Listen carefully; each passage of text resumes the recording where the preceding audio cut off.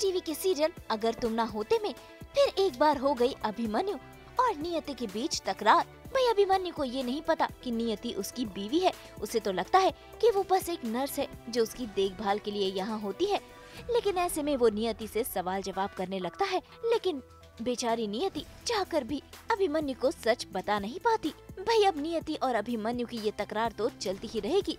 अब देखना होगा कब लौटती है अभिमन्यु की याददाश्त और होता है नियति और अभिमन्यु का मिलन। लेकिन अभी इसमें बहुत समय है।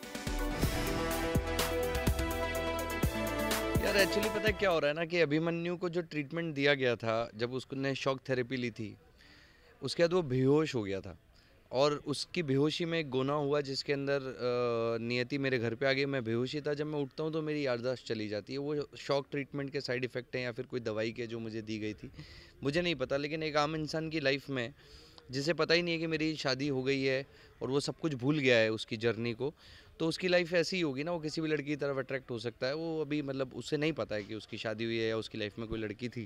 तो ये वही है कि मैं उस लड़की की तरफ अट्रैक्ट हो जाता हूँ और मेरे को ज़बरदस्ती एक नर्स दे दी गई है जिसका नाम नियति है घर पे, जो मेरा टेक केयर कर रही है। बट वो 24/7 मेरे साथ रहती है।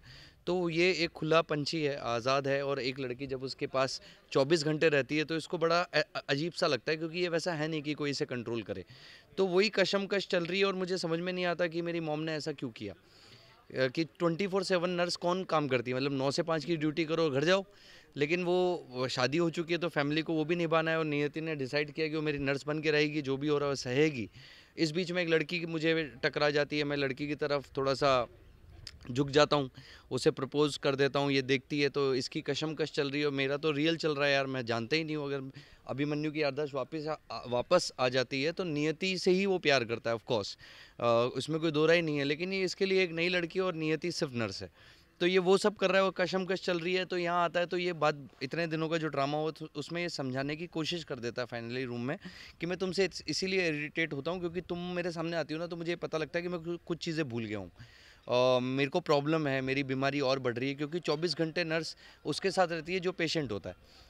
तो मुझे लगता है कि यार मैं ठीक हूँ। हाँ, मुझे फिट्स आते हैं या मुझे डिसऑर्डर होता है, मल्टीपल डिसऑर्डर, पर स्टिल 24 घंटे नर्स या डॉक्टर किसी के साथ रहेगा तो उसको ऐसा फील होगा कि यार मैं क्या इतना बुरा हूँ, मतलब मेरे साथ ऐसा होता है, क्यों रखा है। तो ये वही कशमकश चल रही है। तो बस अभी यही वाला सीन है।